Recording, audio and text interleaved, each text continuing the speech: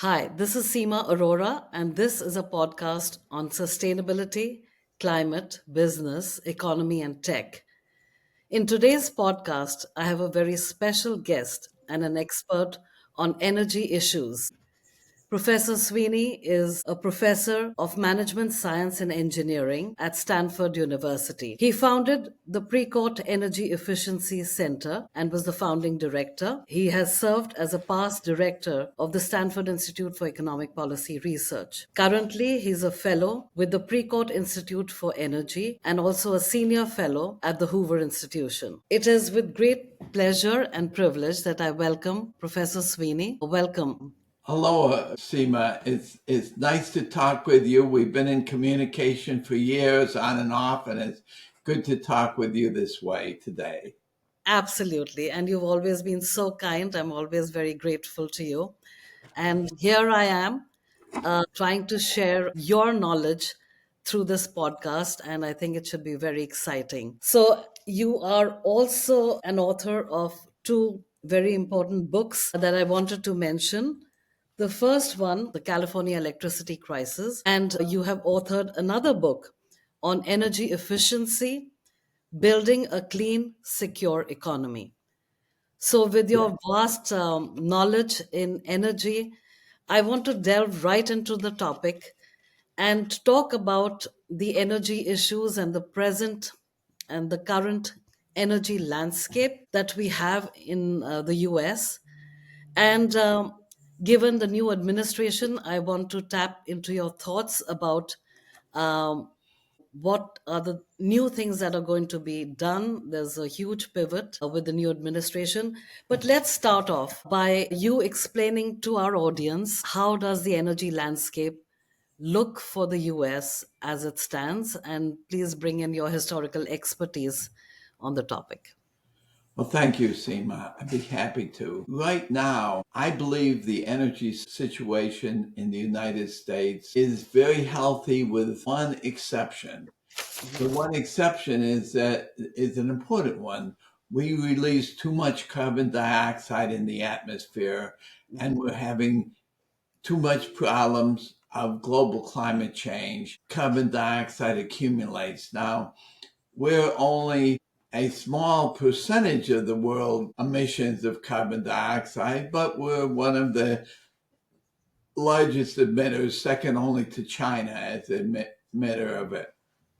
I'm going to talk less about carbon dioxide today, not because it's less important, but because a lot of the political attention, I think, is somewhat distorted right now about the other elements of it. First, it used to be the time when the US was very vulnerable to imports of energy, particularly oil. Mm-hmm. We had the oil crisis first in 1973, 1974, with gasoline lines, when there was an oil embargo based upon a war between Israel and its Arab neighbors, the Yom Kippur War. Yes. And the reason that the oil increase in prices and the embargo hurt us so much is we were major importers of oil and very vulnerable. Mm-hmm. Then again, when there was a revolution in Iran at the time of the hostage crisis, and there was a shutdown of much of the production of oil from the Middle East, there was another jump in the oil price, and we again had an oil crisis because we're importing so much. Yeah. That fear of oil security, Mm-hmm. of vulnerability, has driven our energy policy for a very long time. The good news is we are now past that stage. I'd like to illustrate, if I can show a couple of graphs. Would that work for you? Yes, absolutely. Please go ahead and share that. Okay. This graph shows the energy consumption in the United States over time, Yeah. going back from 1949 through the end of the year 2023, Mm-hmm.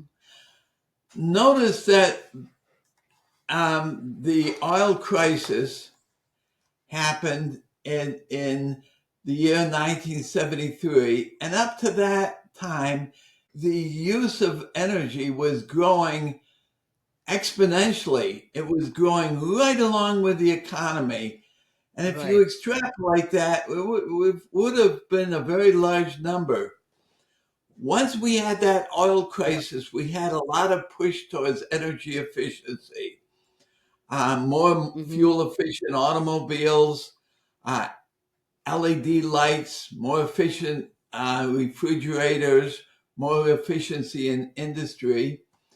So that trend was broken really sharply, and we are no longer increasing the use of energy along with the economy.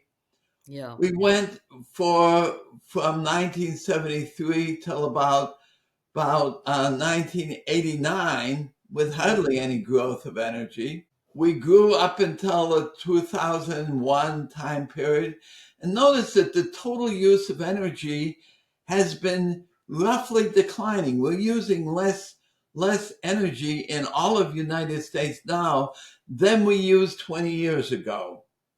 Right. But that's not because the economy stopped growing. Mm-hmm. The economies continue to grow and in a healthy pace. Yeah.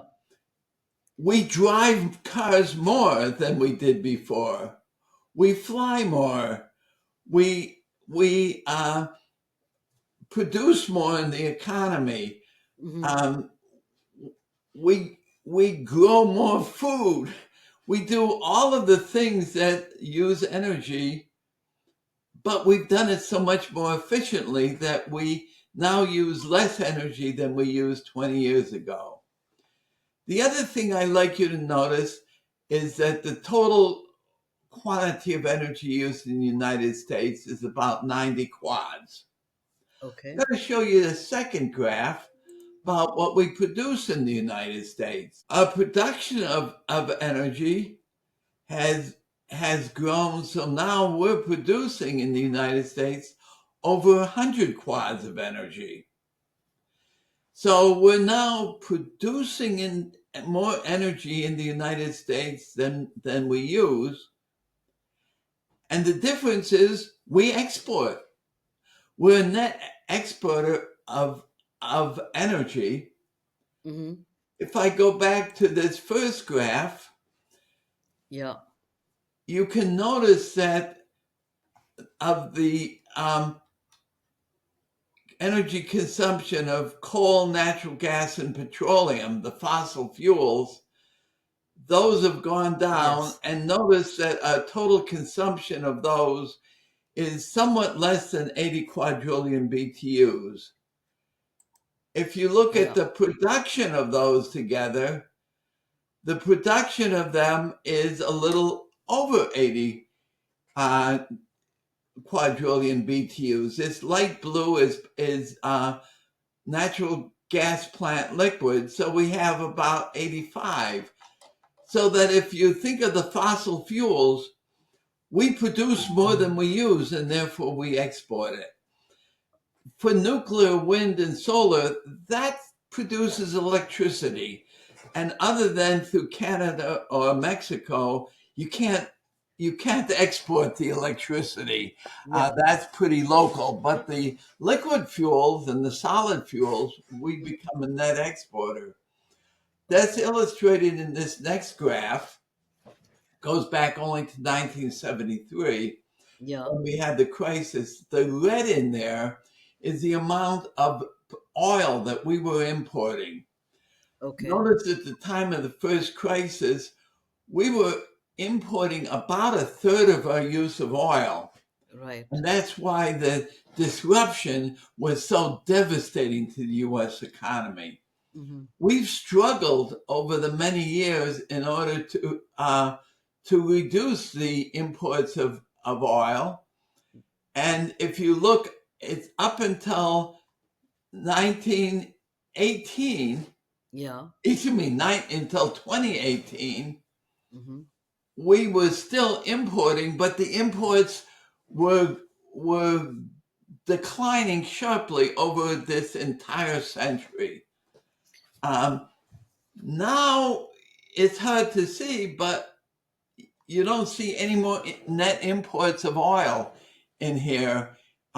Note that what's happened, as we shown in the last graph, the production of oil and gas and as oil have been increasing, but more importantly, if you look at how much oil we used in 1979, Hmm. it's about 20 million barrels per day. And in 2030 and 2024 and early 2025, we're using 20 million barrels a day. Oh, Even though we fly more and drive more, we're not using any more oil than yeah, we used at the time of the oil crisis in 1979. So what does that mean for imports? This total upper graph is the total use of petroleum, and the yeah, lower is the net imports of oil. And we're now um, into negative imports. That is, on net, we're exporting uh, somewhere over 2 million barrels a day of oil. So we don't have a crisis in terms of oil security. We're exporting it to the rest of the world. yeah, Similarly, natural gas. This is a harder one to look at. We've got production and consumption of natural gas, but I want to jump down to net imports of natural gas. There was a time um, from the mid 1980s to about 2015 where we were importing on net natural gas. yeah, Now we're exporting natural gas. So these two critical fossil fuels that used to be create a national security problem for the United States yes, because of imports, because we're importing in them and vulnerable to our adversaries. yes, It's things we're now exporting. So um, there is no longer the same sort of national security problem as we had in the past. So I think that's the first thing. yeah. So, Professor Sweeney, would you like for me to ask a few questions or do you want to? Sure, sure. Okay, so it's pretty clear from the data that you have shown that consumption of US has kind of plateaued to a level where we are consuming less, and the story behind that is that been this huge push or huge efficiency gains, and I would like for you to address those. Like we mentioned, there were public private partnerships that facilitated that kind of efficiency gain. But right from the 70s, what were the innovations that led to energy efficiency? And that, given the policies that were implemented, like the cafe standards. So, if you can just walk through some of the specific efficiency gains that we saw that led us to this situation. I'd be happy to. We start with the biggest use of oil in the 70s was automobiles and transportation. At that time, when oil in 1973, average fuel economy of cars and trucks on the road was 12 and a half miles per gallon. You think about your car, almost all of our cars now get more than 25 miles per gallon. That was 12 and a half was the average of cars and trucks. Now, the average of all cars and trucks is lower than the average of our fuel efficient cars we drive because trucks use more fuel per mile. But Mhm. we get in the order of 25 miles per gallon, about double. Yeah, And why was that? We have more fuel efficient automobiles and engines. We have better aerodynamics. We have better transmissions. Hmm. The automatic transmissions we have now are as efficient as the best 6-speed Yeah. standard transmission. What it is not is giving up on the performance of the cars. It's not that the cars have less horsepower. In fact, the cars today, on average, have substantially more horsepower than the ones we had in 1973. Yeah. It's not that they can't accelerate as well. The 0-60 acceleration time of the average car sold now is much faster than the ones that we had in 1973. Right. It's not that we have less interior space. We have as much interior space as we had. Yeah. It's not that we have fewer features. We have better radios, electronics, GPS, screens in our television, much better than the cars we had in 1973, but they use half as much fuel. Yeah. And that was because of hundreds of small innovations, initially driven by fuel efficiency standards. Okay. But over time, that was superseded by competition between US manufacturers and manufacturers from Japan, European countries, Hmm. now China. Yeah. We have the market competition now has continuing to pushing the fuel efficiency, but the energy efficiency or the carbon dioxide standards of cars has also been pushing it. So it's the market and the market and the government regulation Yeah. work together. First, Yeah. take airplanes. Airplanes now, in comparison to 1973, I'll go 10 years ago because I don't have the most recent data, Yeah. but the fuel used per seat mile Hmm. of domestic and international airlines is half what it was at that time. Yeah. That's technological innovation. It's aerodynamics of airplanes. It's the little winglets that help in the aerodynamics. It's the lighter materials. It's the more efficient engines. And that's been mostly markets. Yeah. United Airlines and the other airlines found that the fuel costs were a major of the operating cost. Yes. So they were hammering Boeing and Airbus to have more energy efficient airplanes. Airbus and Boeing buys their engine from other companies. Those airline manufacturers were hammering the manufacturers of the engines to create more efficient engines. Yeah. So the system of airplanes, every time we have a new generation of airplanes, they're much more energy efficient than ones before. So in that time, the seat mile uses half as much energy. Yeah. But that's only half the issue because the passenger miles, we don't care about flying seats. We Mhm. care about flying people. People. Correct. Passenger miles are down to 1/4 of what they were at that time. So why is that? Well, it's because the airlines Hmm. have used behavioral tools in order to keep the flights much more full.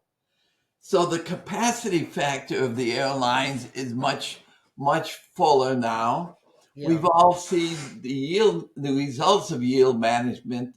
Hmm. We check the price of a flight now. We stick that away in our head and we check a week later and Yeah. it's either cheaper or more expensive, the Yeah. same flight. Yeah. We notice that some people get it cheap and others get it expensive, depending upon all sorts of things. Yeah. Well, that's very complicated optimization programs used by the airlines based upon predictions of how many people in the airline will be filling each flight, Yeah. and where they very finely tune their pricing strategies to keep each flight full. Yeah. Um, they've also scheduled differently with more of a hub and spoke scheduling. They have change their operations so that all of these behavioral interventions and scheduling interventions have cut in half the energy use per passenger mile. So those two things together, the technologies and the behavioral and economic changes, Yeah. lead to using a fourth as much Of the fuel. energy per mile. So it's a quite remarkable effect from the airlines and the air manufacturers and the engine manufacturers, all working together under the economic market forces that have been out there. Yeah. Well, as you pointed out, it was in the interest. So it started as a regulatory kind of intervention, increasing the fuel economy standards that was mandated, but it was definitely in the interest of the carriers and the operators to reduce the fuel costs, and so that's good for business and the environment. Reducing energy costs and therefore efficiency is kind of fulfills itself, right? Uh, Absolutely. Can I give you a couple more quick examples and yeah, less absolutely. extensive than those? Yeah, and the Energy Star program maybe also. Right. Yeah, go ahead, please. Refrigerators. Hmm. At the time of the oil crisis in 1970, of each refrigerator of new refrigerators had been growing exponentially. And the federal government considered that as a problem, entered research contracts where scientific research and technological research was really important. Hmm. With Oak Ridge National Labs and Lawrence Berkeley Labs, where between the two of them, they invented a more efficient way of refrigerating and better insulation in refrigerators. Well, Okay. those inventions needed to be moved into the marketplace, and they Yeah. were being moved very slowly. And the California utilities and the Public Utilities Commission and some environmental organizations together created what they called a golden carrot competition among all the refrigerator manufacturers Yeah. to create a much more energy efficient refrigerator that didn't cost more and was just as big and worked just as well. And with that competition, they all competed. One company won, and as promised, they were promoted in California, and there was some subsidies and financial encouragement from the utilities to put in the more fuel efficient refrigerators.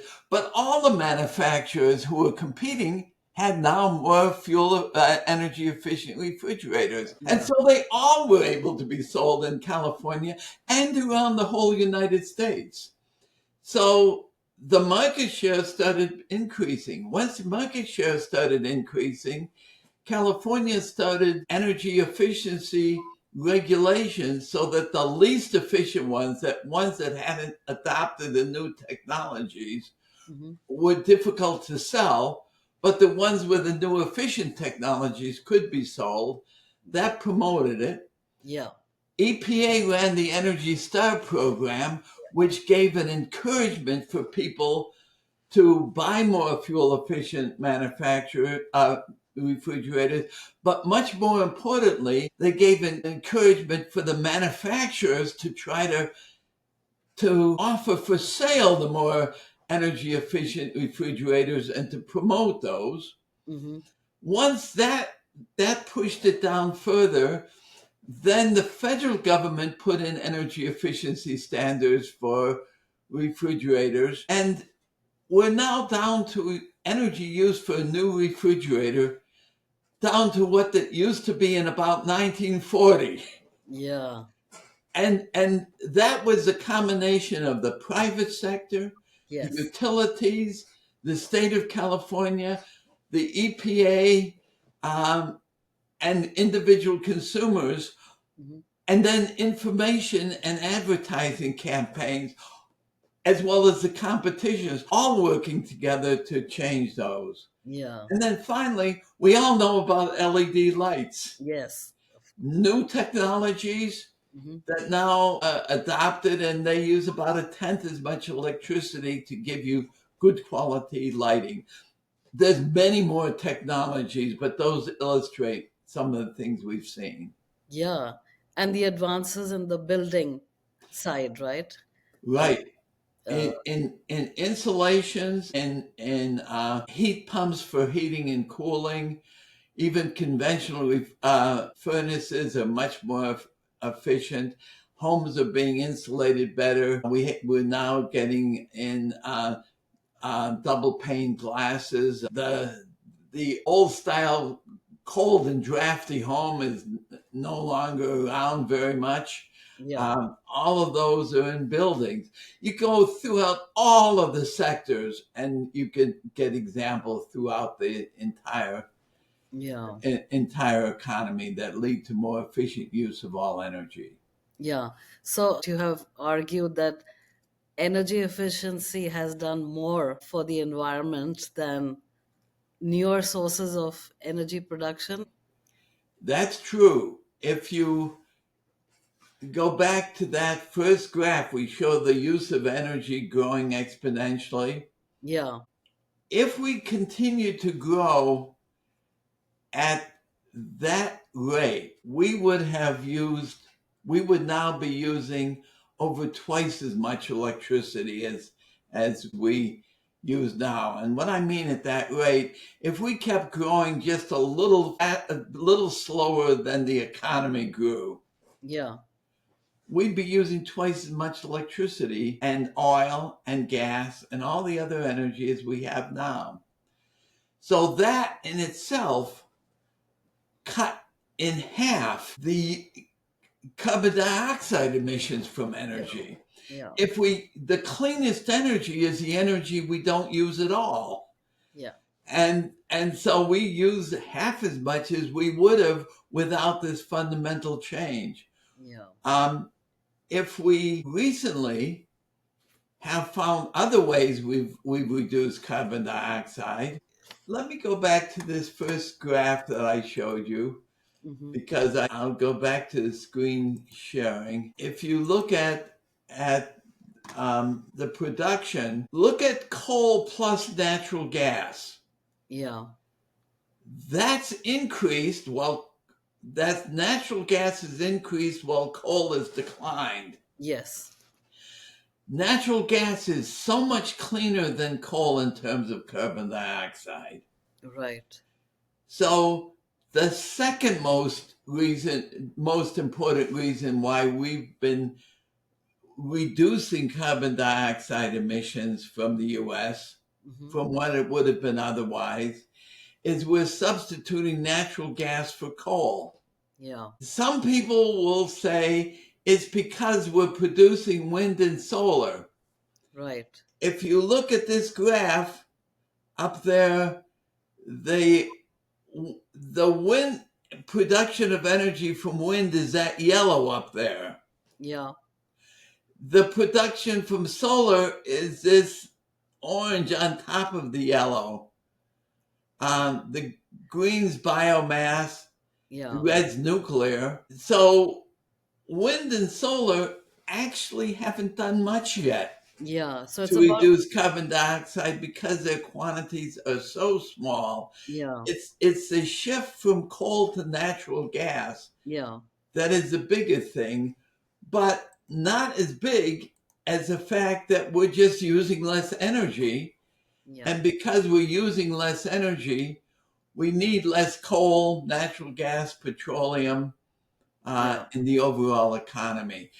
And so that's, again, energy efficiency has been the dominant factor there. But the Yeah. second has been natural gas. Yeah. So that's, well, so the natural decline in coal as a source of energy, what really was the reason? And for natural gas, of course, the fracking, the 2007, so on, around that time period, that this became the biggest kind of, well, reason why natural gas exploded. But the decline in the coal was a natural. Uh, Shift. Two factors. Yeah. The most important has been economics. Okay. Once we had much more production of natural gas from fracking, Yeah. because of fracking, a larger quantity, Hmm. supply increase, pushed down price. So it became cheaper to generate electricity with natural gas than coal. Yeah. And a utility wanting to reduce their cost of providing electricity naturally would move to the cheaper form of electricity, which is using second. If you use coal in an electric generating plant, you can't ramp the production up and down quickly. You Okay. heat up the whole um, um, ge- uh, electric generating plant, and you're boiling water and it's creating steam, and you generate electricity, and adjusting the amount is a slow process. Yeah. Natural gas, if you use turbines, you can turn them on and off quite quickly. Yeah. Well, if you think about our use of electricity, we don't use the same amount all the time. Hmm. In the middle of the night, we don't use much of electricity in the Right. middle of the night the way we do in the middle of the day. In the middle of the summer, when it's hot and we have air conditioning, we use a lot of electricity. When it's cold, we use less, unless you're in the Pacific Northwest that uses it for heating. Yeah. So the ability to flex up and down made natural gas a better fuel, and it became And cheaper. So the market forces were in that direction. And third, because it's cleaner, exactly. the regulatory bodies were encouraging utilities to generate electricity Yeah. with natural gas rather than coal. Right. So those combination of things work together to slowly push out coal and substitute natural gas for that coal. Okay. Well, and currently, like the electricity that we are generating from renewable sources, like wind and solar, is about how much? 10% or so? Nine, eight, nine? Less than that, Yes. it's a pretty small Yeah. small fraction. I don't have that number at my fingertips. Yeah. Um, Okay. and by the way, in California, sometimes of the day, the electricity that we generate, maybe the majority is electricity Yeah. from wind and solar. But that's California, and that's only sometimes of the day. Yeah. But if you think about the important thing in energy Yeah. and carbon dioxide, we release about a quarter of the carbon dioxide through generating electricity. Okay. Three-quarters of the carbon dioxide is through transportation, Yeah. through industry, Mm-hmm. um, through chemical plants as part of industry, through Yeah. agriculture, and so Yeah. forth. So that if you think about wind and solar and nuclear, they generate only electricity and they help you clean up electricity generation, but Yeah. they do nothing for all the other sectors directly. Yeah. So the fraction of electricity that is supplied by wind and solar is substantial, Mm-hmm. but as a fraction of all the energy we use, Yeah. Yeah. it's you've got to divide by four to give you that as Yeah. a fraction.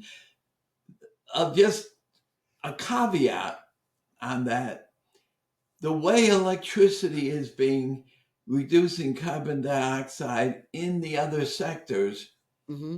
is through end use fuel switching. We're electrifying a lot of things. The Okay. electric vehicle Yeah. is a way of using electricity Right. in place of oil. It is, excuse me, electric vehicles is a way that we can use electricity in Mm-hmm. place of the direct fossil fuels like oil. Yeah. And so therefore the wind and solar can help there if we have clean energy and we electrify. Same for the push to electrify homes and to find ways of electrifying the industrial sector. We have electric arc furnaces, but most of the other industrial sectors don't. For heavy heat processes, we haven't learned how to do it. So the point is that electricity will be important for these other sectors, but only if we change the technologies we use at the end from direct fossil fuel technologies like gasoline in a car to Yeah. electric. Okay. Fair enough. Well, thank you so much for explaining these concepts in detail.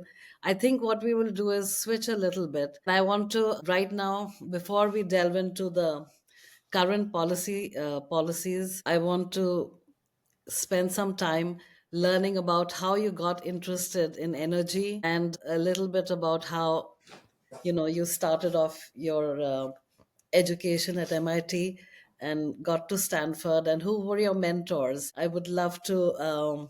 I might know some of them. So if you can, spend some time, and then we'll discuss about the current situation. Okay, well, let me be quick about that. Yeah. I studied in electrical engineering at MIT and got an electrical engineering degree.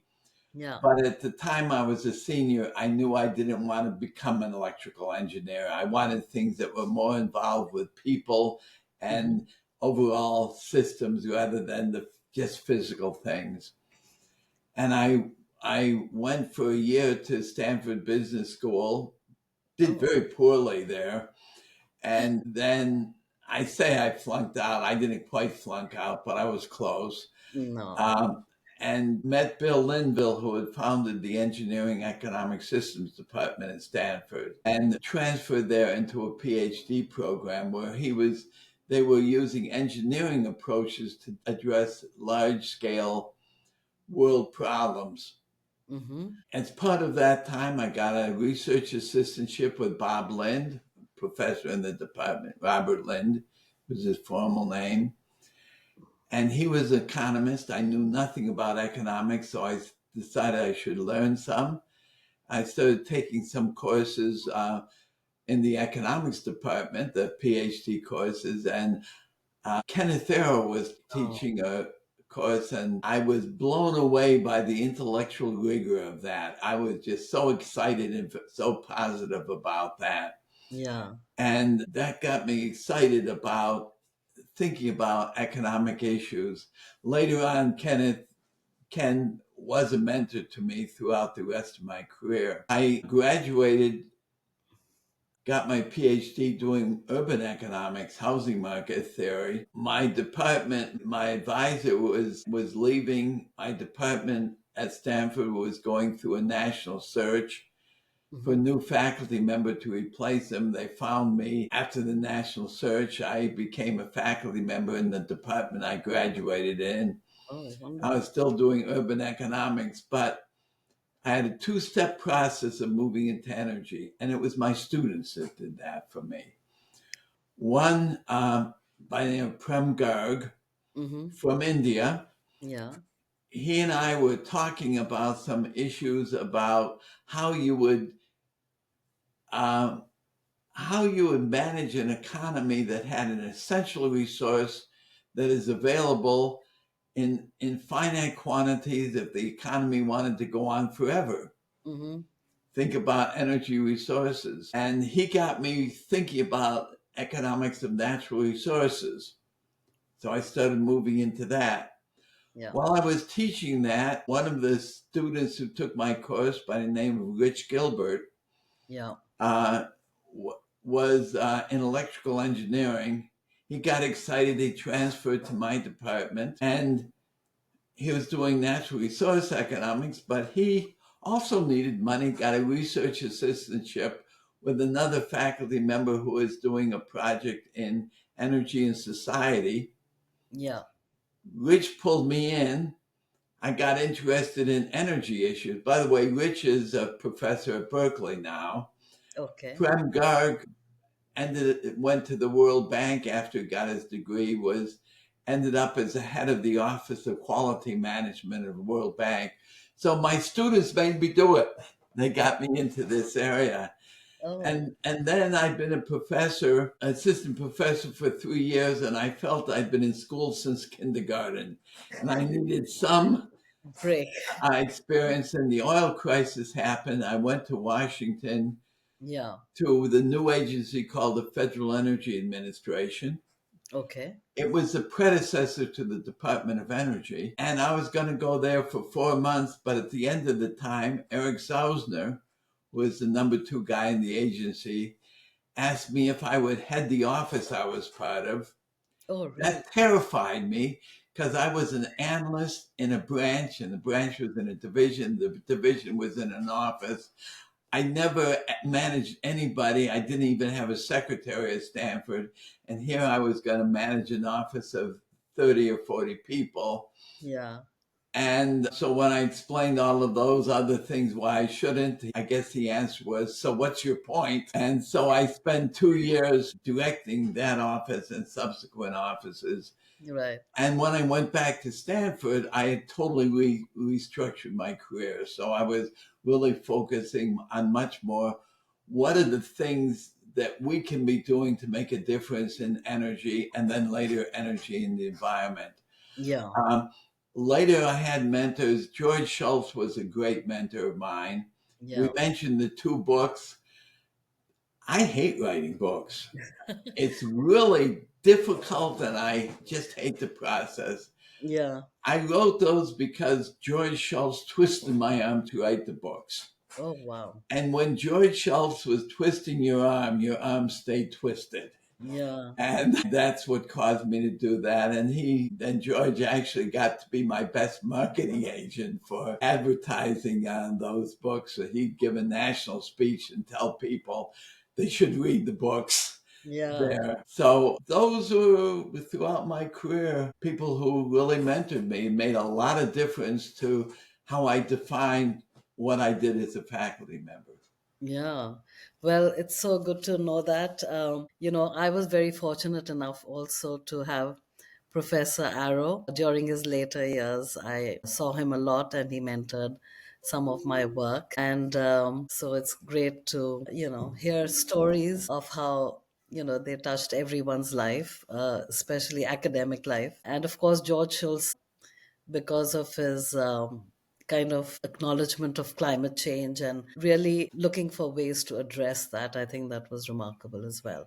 Yeah, he was my hero of the universe. Yeah, He was so important in building the institutions that really have defined the modern world now. yeah, And both while he was in the government service yeah, and while he was outside the government service, either in private sector or the university, his intellectual leadership was so fundamental in building a lot of these institutions yeah, that he built. yeah, He yeah, was a builder. He was a creator of valuable things. yeah. And in my last podcast, which was called A Brief History of the Environment, I had the good fortune to interview Mr. William Riley, who was head of the US EPA during the Bush administration. Bill, very good guy. Yeah, all of so anyway, so grateful for your knowledge. And let's now move on to our next segment, which is looking at some of the policies that have been proposed. Now, as a backdrop, I think so let's just walk through some of these prescriptions or policy changes. One, again, the focus now is much more on energy independence and national security, not on climate change, not on the environment, but on innovation. So let me just walk through a few points and then you can give me your kind of assessment. So, the one thing that has been proposed is to fill back strategic reserves. The second is the idea of advancing energy additions. And here, I didn't hear that last word. advancing energy addition. Oh, which means new sources of energy, and unleashing American innovation with an aim to reduce costs, make the grid more reliable, enhance manufacturing competitiveness, and supply chain resilience. Now, the emphasis here has been there is, because of this manufacturing kind of emphasis, and because there is going to be AI computing, quantum computing, high performance computing, all of which are going to be heavy duty consumers of electricity. The idea is that how can we increase our energy production with the view to becoming, so they're lifting the regular or ending the LNG pause that was placed by the Biden administration, and ensuring a regular order on exports. They're advocating affordability and consumer choice, which has the potential to reverse the energy efficiency gains. Again, a lot of things to discuss here. But also the emphasis now on nuclear energy, something that was kind of sidelined in the US for a long time, is now back on the table with a lot of private sector investments by the likes of Google, Microsoft, and many people getting into this because of the potential for uh, it being as one of the the forces for the new industrialization. So, what are your thoughts on all of these? I want to then also kind of discuss this, but also say we should not lose what we've gained, right? And that can be discussed in the next part. So, just what are your thoughts on some of these? well, you gave quite a long list, Yeah, and I think it may be helpful to put a little bit of structure on this. When I think about energy policy, yeah, I use a little mnemonic device. It's called the energy policy triangle. yeah, Think of a triangle with 3 points. yeah, One point is the economy, yeah, the other is security, yeah, and the third is the environment. right. I think ever since even before 1973, energy policy in the United States has been an interplay of those three factors with different times in history, different presidents focusing differently on those 3 points. Yeah, Um, in before 1973, as I said, energy was growing with the economy. It was viewed that that was the essential driver of economic growth. yeah, You need that energy for the economic growth, and it was all the economy. right. Then in 1973, when there's the oil crisis, Hmm. everybody realized that security was very important and that too much imports of oil was leading to a big problem of national security. Right. So we started focusing on national security. Each president has focused on one or the other, but they've all three have always been there. Yeah, So let's talk about some of the things that you mentioned. First, oil security and natural gas security for the United States has always been an issue of we're importing so much. If our adversary shut us down, we're in bad problem. yeah. That's so. That's no longer an issue. So we've fixed that problem pretty well. Hmm. However, some of our allies have not. Some of the European nations who were importing oil and natural gas from Russia Correct. still have vulnerability to Russian supplies, uh, and that creates an economic leverage for Russia over some of our European allies. Yeah, But at least for us domestically, for America, that's not an issue. But the Strategic Petroleum Reserve, well, it was really important when we were importing a lot of oil. yeah, What that can do is in the times of a world oil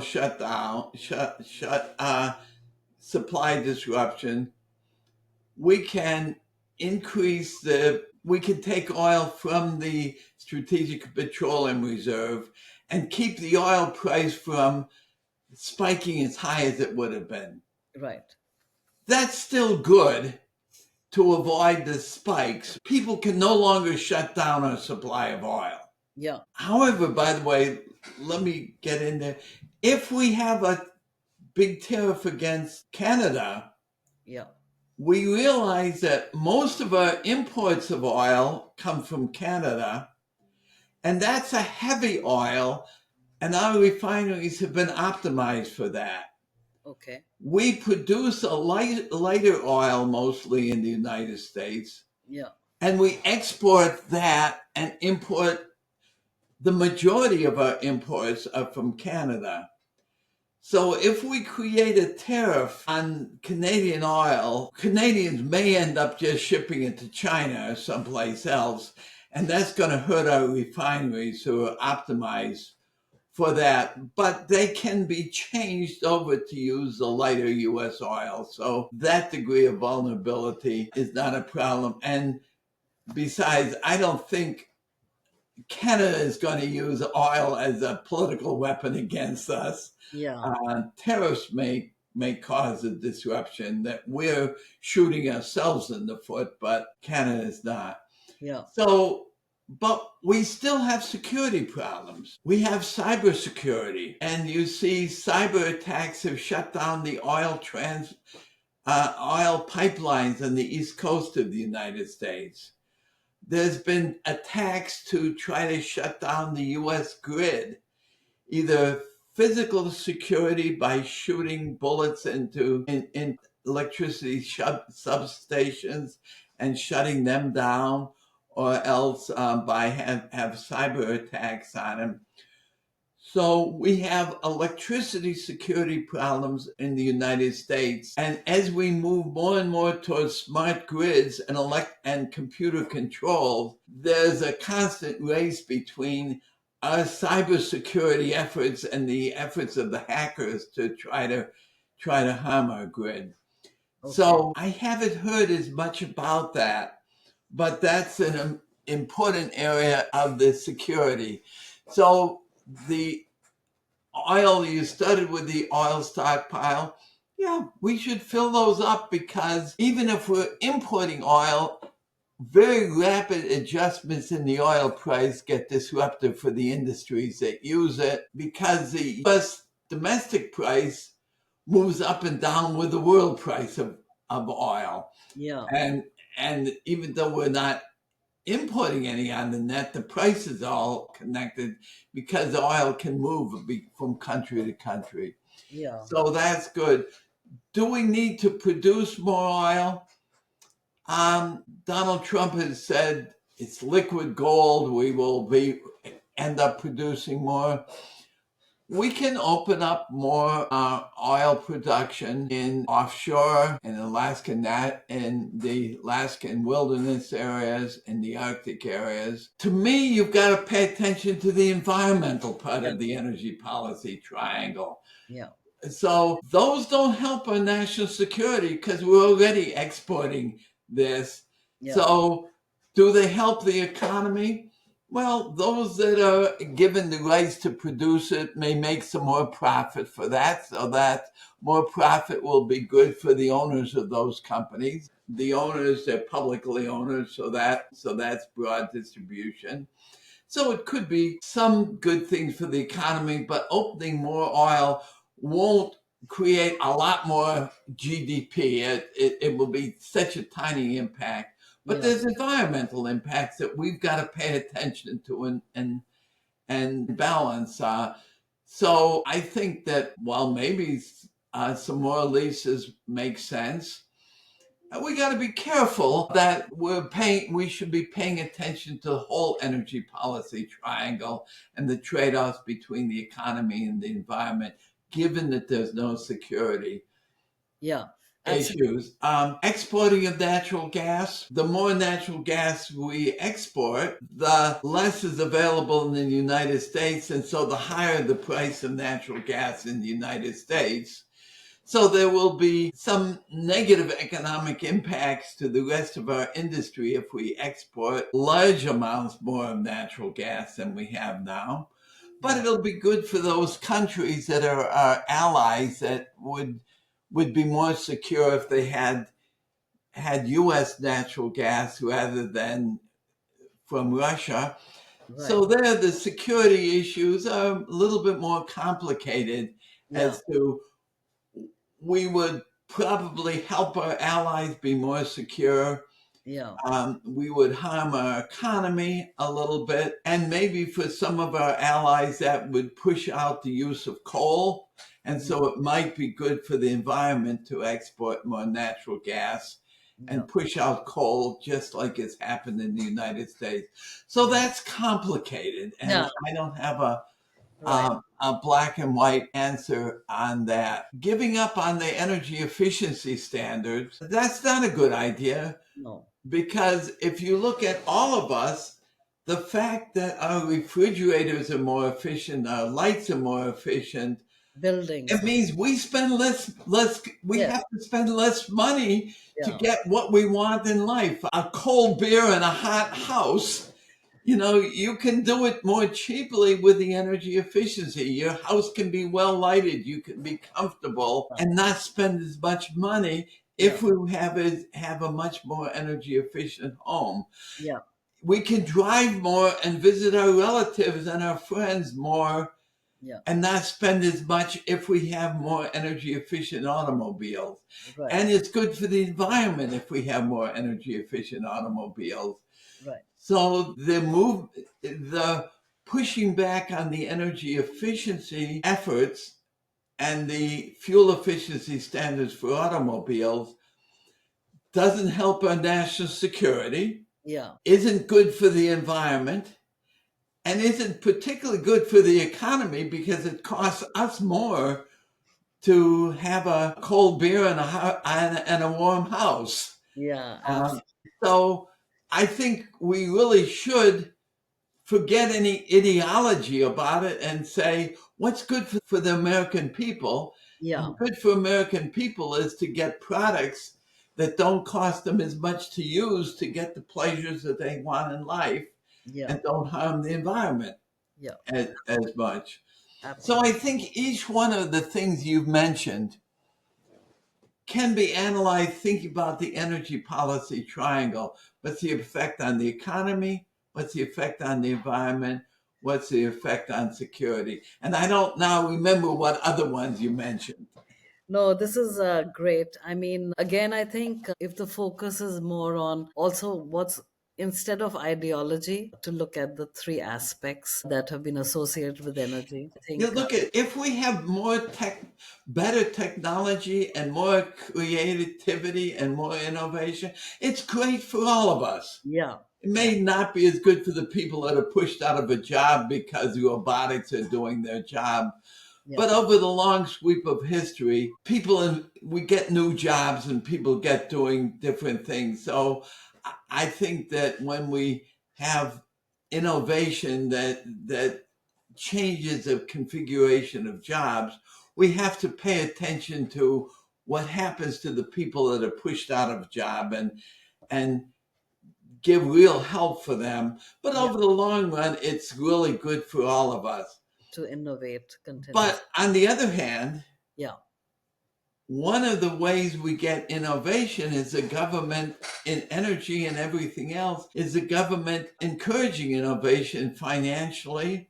yeah, Um, right now, the federal government, at least through the National Institutes of Health, have cut back on money that they're willing to pay for the indirect costs of healthcare and scientific research and medicine.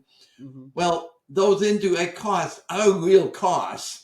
They're Yeah. just not the ones that it makes sense to measure one for one, like how much it costs to heat the buildings and to actually have that building there. The movement away from cutting back money to research institutes and universities for medical research so far Hmm. will probably hurt innovation in medicine and health. Yeah. And I don't know how much they intend to cut back on on uh, funding costs of research and development in energy and environment and other areas. Yeah. They haven't announced anything. I just would be speculating if I think that they'll back on environmental and energy research. Well, But if they do, we'll move in the opposite direction. We'll have less innovation and less of that, yeah. uh, those creation of new technologies and new processes and new organizational structures that help us move forward. Yeah, I mean, funding research of, working through the labs, right, in energy research has been very important in most Absolutely. administrations. So I think it's looking like the emphasis will change from more environmental technologies to more uh, things like they prioritize nuclear fusion, so they're emphasizing more like the industrial kind of sources of Yeah. innovation.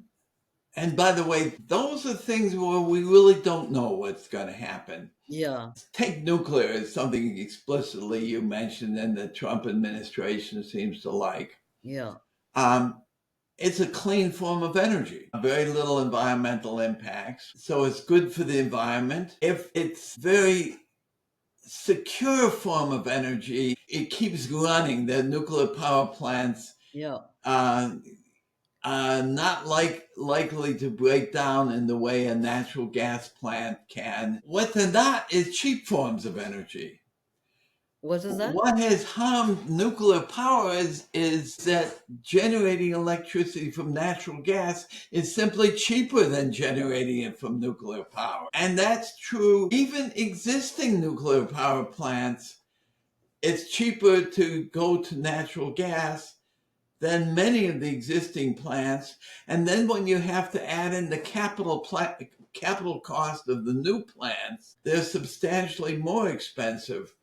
So the nuclear power plants, the difficulty with why nuclear power has been the markets. They're enough more expensive than the competition that that utilities and others don't want to pay for it. So now you get to the example you mentioned, the Google and the Amazon that have been looking at nuclear. Hmm. For those individual companies It makes who sense. run very large data centers, Yeah, security of supply is absolutely important. If you shut down the electricity to a company that's relying on electricity storage and data centers and artificial intelligence as their product, now they don't have a reliable source of electricity. They're dead in the water. And a, a power spike could actually hurt a lot of the stored data that they have and could really be deadly for their business. yeah, So if you're that type of company and you think about the energy policy triangle, you're willing to pay more for electricity if it's more secure. You can say you like the environmental aspect of it's cleaner, but you're actually going but to. that may not be actually your driving force. Yeah. You're willing to pay more money Uh-huh. for the economic side of it if that gives you more security because that's what matters to your business. Yeah. So it's not a surprise which companies have been saying we like to enter into contracts to dedicate the supply from a nuclear power plant to us Yes. and who want to build underground electric wires coming to them Right. because the underground wires are more Most. secure. Wires above ground can be a tree can fall on it or somebody can physically damage it. Yeah. Underground, you can't get to it, and Right. trees don't get to it. Yeah. So that is a potential niche market Yeah. for nuclear. Those particular companies that really willing to pay more for the electricity Yeah. for the added security. Yeah. And where these companies are using as much energy as any small country would, right? So that Right, they're using it, but if they're using a lot, then you'd think that the economics of price per unit should matter. yeah, yeah. If you're using a lot, if you're using not very much, you don't care about the price. Hmm. If you're using vast quantities, you do care about the price. Yeah. So they do care about the price of electricity, but they seem to care even more about Yeah. security of supply. Yeah. Absolutely. Okay. So, having said that, now let's move on to quickly a couple more topics. One is that, while we now pivot to newer sources of energy, or rather older sources of energy, are there any kind of disruptive climate technologies that we will lose competitiveness? Because even though there is a change in policy here, the rest of the world is still kind of working like they used to. And so, do we have, or I mean, it is true that as the US kind of scales back on its climate goals, the other countries are also kind of relaxing their stance. But nevertheless, are there any kind of technologies that we will lose our competitiveness if we kind of say, okay, we don't care about the environment and we're going to pause on those technologies? Well, if it turns out that automobiles around the world have as good a performance as we have, as lower cost, but are a lot more energy efficient, Yeah, and we have a high price of that energy, like the oil, yeah. that will be a competitive advantage Okay. for the Europeans, the Japanese, and the Chinese selling us cars. That's not like a technological revolution or breakthrough. That's a market determined effort. Yeah, What a lot of the technological breakthroughs are very difficult to predict ahead of time. yeah, And those are ones where you're engaging in research and development and trying to create things, and you don't always know all of the benefits of what you're going to get. yeah, And so I think that we've always gotten competitive advantages from the United States by our cutting edge research and development that happens yeah, in industry, national laboratories, private research institutes, and universities, government labs, and so forth. Many of these innovations that we've talked about came from those yeah, things, light emitting diodes, even inventing solar and solar cells all came from that research and development. And most of those, before the R&D invented it, we didn't all know what was going to get invented. right, right, right. So I think it's a more generic fear that I have as the government says, I'm going to cut back on how much the government's going to fund R&D. Yeah, that's, um, by saying there's waste and fraud, by finding that some research programs didn't accomplish anything, yeah, sure. though the less likely we're going to have these innovations that will help us. Yeah, Now, it's of course true that most research projects don't accomplish a lot. Some accomplish a large amount. yeah, That's one of the things about starting new companies. yeah, Most new companies fail, yeah, but some of them get to be great successes. So you end up funding a group of things that you don't know what will succeed and what will fail. right. So I'm afraid that what we're doing, if if in fact the government cuts back on their funding of R&D. And I don't know that they're going to do that. I hope they don't. Yeah. But if they do, it will reduce the probability of finding these new innovations that will be good for our economy. Yeah. But as you point out, R&D will happen around the world. One of the things, if you go to China, Yeah. and you look at the massive research facilities that they have developed and the large amount of money that they are putting into these really state-of-the-art research centers, you can see that China really is trying to greatly surpass us as the scientific and technology leader of the world. Yeah. If that were to happen, I don't think it would be healthy for the United States. I think our national security and our economic security depends upon us being the technological and the scientific leader. Yeah.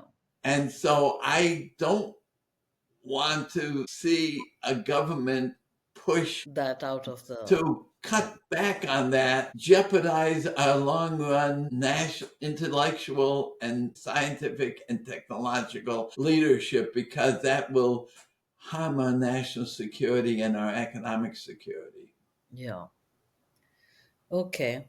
I'm afraid. Yeah, fair enough. I mean, that is really right on the money. Okay, so last thing that since you're an expert also on California policies, how is California state, and do you think it can um, difference between federal and state regulations, and will California still push its environmental agenda, EV agenda, more progressive, requiring transparency of emissions from Yeah. companies?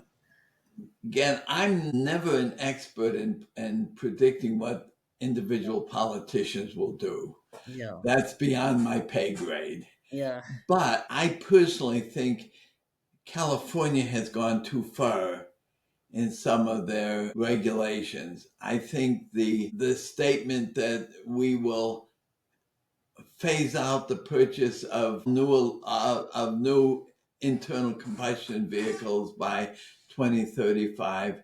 I yeah, don't think we're going to be able to make that, yeah, because there's a lot of good reasons that people are going to want to stay with those internal combustion engines. And I think that goes too far.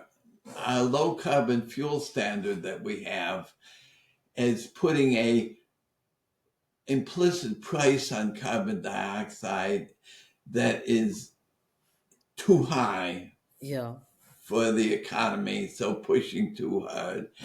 And incentive for biogas or trash gas, and the massive subsidies we give for natural gas that is generated from agricultural waste is a very high cost for what we're getting. I also think that we are trying to push too fast in generating electricity from wind and solar, and thus pushing up the price of electricity for all the consumers to too high a level. yeah, Um, I'm glad that we've moved back from as much of a subsidy that we've gotten on rooftop solar. The net metering of solar meant that when person had solar on their rooftops and was selling electricity back into grid, they were selling it at the retail price, even though the costs of the meters and the wires were borne by the utilities. So that was a large subsidy, and it was too large a subsidy. By regulation, we've moved back from that large subsidy. I yeah, don't think we've moved back as far as we should, but we've moved back in the right direction. So my belief is that we've gone somewhat too far. yeah, At the same time, I think the new administration in Washington is not going far enough. yeah, And so I don't know what the political dynamics is, how that works out, whether California pushing hard partly compensates for the new administration not pushing hard enough. Yeah. And so there's a political dynamic that is very difficult to sort out. But here's what I want to point out. Yeah. Clean Air Act, Clean Water Act, Yeah. all of these major environmental issues started in California Right. and were proved out in California as viable. Yeah. Then were adopted in the rest of the country. Right. This is not a new thing. Yeah. This has gone back over 50 years that this process has been going on, Yeah. where in California, there's been the leadership in creating environmental progress Yeah. that then is adopted for the rest of the United States. I Yeah. think that's going to keep happening, even though I think California has gone somewhat too far in Yeah. some of the regulations it has. Yeah. I also think that our current governor, Newsom, is not going to want to fold under for Donald Trump. And so there's going to be that political tension there. Yeah. And So that's a long way of saying I don't know what's going to happen. yeah. And of course, I mean, one thing that definitely before we conclude, California has been subject to a lot of wildfires. And what do you see the future there? Is this going to kind of recur? And, like you said, PNG is putting some underground Yeah. transmission lines. So, what are the mitigation steps that can be undertaken so that, this kind of doesn't recur at that level? Yeah. There's multiple different mitigations for that. One is making the smart grid smarter. Okay. Sensors along throughout the whole transmission line, so that if a tree falls on the lines, instantly the electricity turns off so you can't start a fire. Okay. Utilities are investing in that now. Oh, yeah. They don't have to just wait till something falls on the wires. They can improve using artificial intelligence, improve the prediction that major storms coming up could risk knocking trees over onto wires. So the prevention. And so that may be even more possibility of the public power supply shutoffs. Mhm. Where utilities like PG&E are already doing that, but they've been doing it bluntly. They've been shutting off whole big areas. Yeah. If you have enough redundancy in the electric grid and you have good enough predictions then you can shut down parts of the grid for shorter periods of time Yeah. in order to reduce the probability of wildfire. That, in combination with the sensors, so that if things go down, you shut down the electricity, is a way of helping. Second, there's a lot of fire retardants that you can put underneath transmission lines, so that if there is a fire started, it vastly is slowed down in the spread of that fire, so you can get it under control. That's another thing you help. Okay. A third thing is even more aggressive vegetation control, Yeah. cutting back. The critics call it denuding the landscape. Gone to the extreme, it is denuding the landscape. Yeah. But being Clearing it. Yeah. more vigilant over time of making sure that trees can't fall. Yeah. All of those can happen. Undergrounding wires also can do it.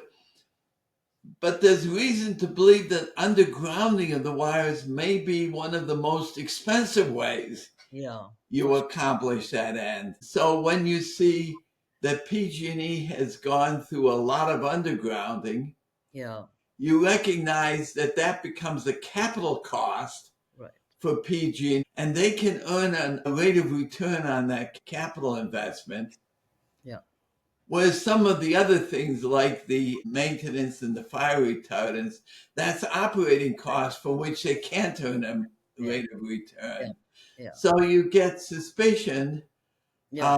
you get a little suspicious that one of the reasons they may be doing what Doing the other way. appears to be one of the more expensive ways Yeah. has to do with their own economic interests rather than just cutting down fires. I don't know. Yeah. But every time I've looked at the cost of undergrounding, that's very, very expensive, Yeah. even though in some cases it really is worth doing. So it is true that the utilities have to take action to reduce the risk of wildfires started from utilities. And it's not just in California, it's a group of the states who have transmission lines going through long distances that are in wilderness. Yeah. That just undergrounding is just too expensive, Right. and that having a big fire will be too damaging. Yeah. So it's an issue, it's a hard issue to solve. Yeah. But, well, thank you so much, Professor Sweeney. We've gone through so many different aspects of energy, and with all your expertise, I have become way smarter than I came in. And I'm sure all of the viewers are going to really benefit from this. And I cannot thank you enough for your time and for all the insights that you have shared.